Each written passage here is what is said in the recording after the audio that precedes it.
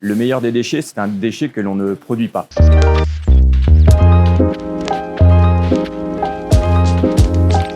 Ça a commencé dès l'ouverture du magasin, donc le 15 décembre 2021. On l'a mis en place sur la direction régionale en 2017. Sinon, à chaque ouverture d'un nouveau point de vente, on met en place ce dispositif avec l'ensemble des équipes du point de vente. Au sein du magasin, on est 25. Les 25 sont sensibilisés et formés aux gestions des déchets. On a une démarche en effet commune sur l'ensemble de nos points de vente pour gérer nos déchets. Donc au sein de notre réseau, la gestion des déchets, nous avons 3 outils pour les piloter.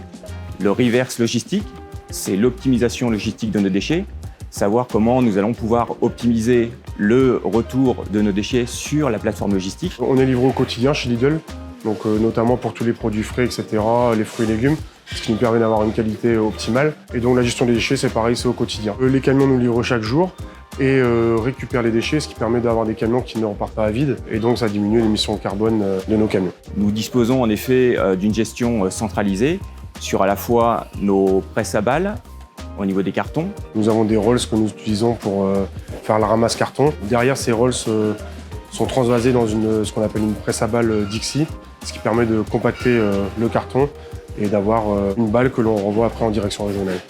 Nous avons également une démarche sur le reset plastique. En 2025, notre société s'est engagée à avoir 100% des produits de nos emballages qui soient le plus recyclables possible.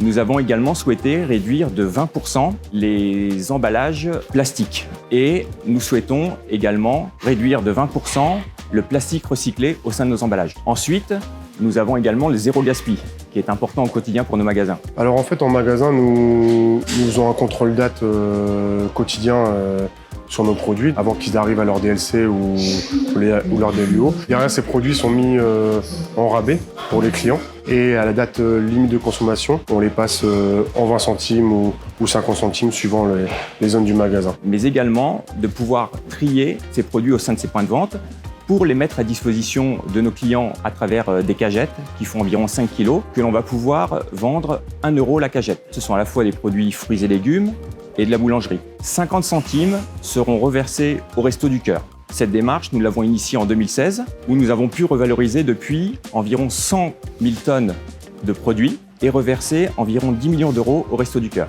L'avantage pour nous, c'est en effet d'avoir une économie d'environ 9% de CO2 qui a été réalisée entre 2019 et 2024 à travers donc les transporteurs qui nous accompagnent au quotidien pour la livraison de nos magasins. Il y a certains objets qui sont en effet fabriqués avec les produits que l'on recycle au sein de nos points de vente, notamment les produits plastiques, et les films plastiques peuvent revenir en magasin à travers des bancs que l'on retrouve en effet dans nos sas d'entrée. Les biodéchets, nous avons également une démarche donc sur ces biodéchets au niveau du pain. 5 directions régionales en France sont en test pour réaliser de la farine animale par rapport à ces biodéchets. Donc si c'est un test qui est concluant, on pourra le répercuter sur d'autres directions. On a un objectif aujourd'hui qui était en 2021 de 88% de revalorisation de nos produits.